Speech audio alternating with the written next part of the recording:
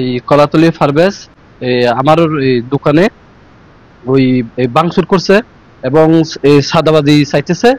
প্রতি মুহূর্তে উনি আমার কাছ থেকে সাদা চাই। এই কয়েকদিন হচ্ছে উনি আমার কাছ থেকে ওই সাদা দাবি করতেছে।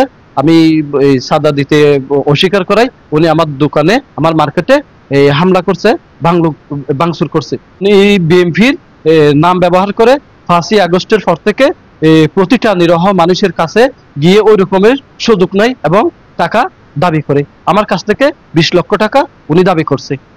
আমি এ, টাকা দিতে অপারগতা প্রকাশ করাই উনি আমার দোকানে ভাঙচুর করছে এবং আমাকে ওই মারছে।